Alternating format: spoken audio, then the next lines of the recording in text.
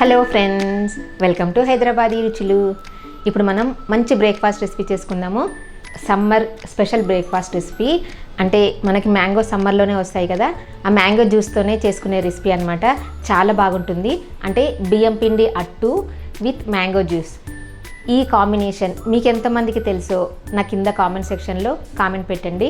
మా ఇంట్లో మాత్రం ఈ సీజన్ వచ్చిందంటే చాలు ఎక్కువ మ్యాంగో జ్యూస్తో చేసుకునే రెసిపీసే ఉంటాయి. ఇప్పుడు మనం బియ్యం పిండి అట్టు చేసి దాంతో మ్యాంగో జ్యూస్ కాంబినేషన్ ఎలా ఉంటుందో చూద్దాము. తెలియని వాళ్ళకైతే నేను చెప్తున్నాను, చాలా చాలా చాలా టేస్టీగా ఉంటుంది. ఒక్కసారి ఇలా ట్రై చేయండి. ఇప్పుడు బియ్యం పిండి అట్లు వేసుకోవడానికి మనం పిండి కలుపుకుందాము. దీనికోసం నేను 1 కప్ బియ్యం పిండి తీసుకున్నాను. దీంట్లో 1/2 టీ స్పూన్ లేదా టేస్ట్ తగినంత సాల్ట్ వేసుకోవాలి. తర్వాత 1 టీ స్పూన్ జీలకర్ర వేసుకోవాలి. వీటన్నింటినీ బాగా మిక్స్ చేసుకోవాలి. ఈ జీలకర్ర కూడా ఆప్షనల్, కాకపోతే వేసుకుంటే మాత్రం బాగుంటుంది. ఉట్టి సాల్ట్ వేసుకొని కూడా చేసుకోవచ్చు. ఇంకా ఏం వేయవసరం లేదు, చాలా ఈజీ. జస్ట్ ఇందులో నీళ్లు కలుపుకొని మనం దోశలు వేసుకోవడమే. పిండి పల్చగా కలుపుకోవాలి. మనం ఎంత పల్చగా కలుపుకుంటే మనకి దోశలు అంత క్రిస్పీగా వస్తాయి. కావలసినన్ని వాటర్ పోసుకుంటూ కలుపుకోవాలి.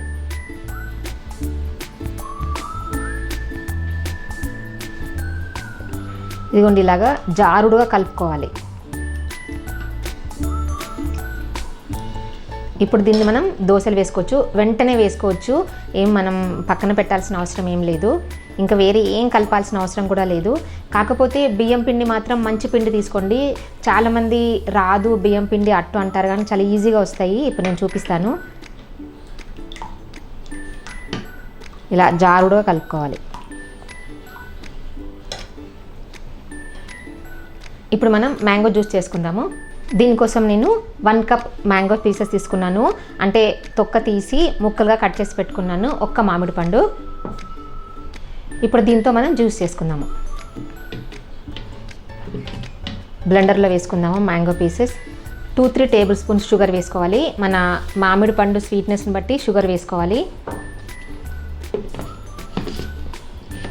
దీన్ని ఇప్పుడు కావాల్సినన్ని వాటర్ వేసుకుని జ్యూస్ చేసుకోవాలి. చిక్కగానే చేసుకోవాలి, మనం తినడానికి రావాలి కదా, అందుకని చిక్కగానే ఉండాలి జ్యూస్. ఇదిగోండి, ఇలాగా చట్నీ లాగా ప్రిపేర్ చేసుకోవాలి. మరీ పల్చగా చేసుకోవద్దు. మ్యాంగో జ్యూస్ ప్రిపేర్ అయిపోయింది కదా, ఇప్పుడు అట్లు వేసుకుందాము. ప్యాన్ వేడెక్కిన తర్వాత మామూలు నాన్ స్టిక్ పెనం అయితే అవసరం లేదండి. నాన్ స్టిక్ పెనం కాకపోతే మాత్రం ఇలా ఉల్లిపాయతో కొంచెం ఆయిల్ రాసామనుకోండి పెనానికి, ఈజీగా వచ్చేస్తుంది.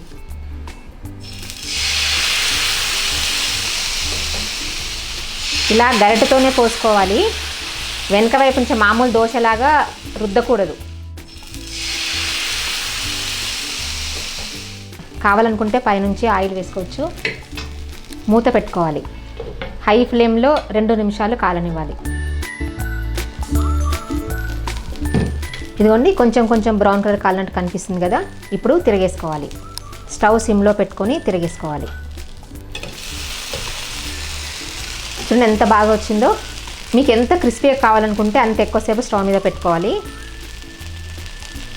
స్టవ్ సిమ్లో పెట్టుకొని ఎంత ఎక్కువసేపు కాలిస్తే అంత క్రిస్పీగా తయారవుతుంది. అంతే, చూసారు కదా ఎంత బాగుందో. మా ఇంట్లో మాత్రం ఈ సీజన్ వచ్చిందంటే చాలు ఎక్కువ మ్యాంగో జ్యూస్తో చేసుకునే రెసిపీసే ఉంటాయి. ఈ కాంబినేషన్ మీకు ఎంతమందికి తెలుసో నా కింద కామెంట్ సెక్షన్లో కామెంట్ పెట్టండి.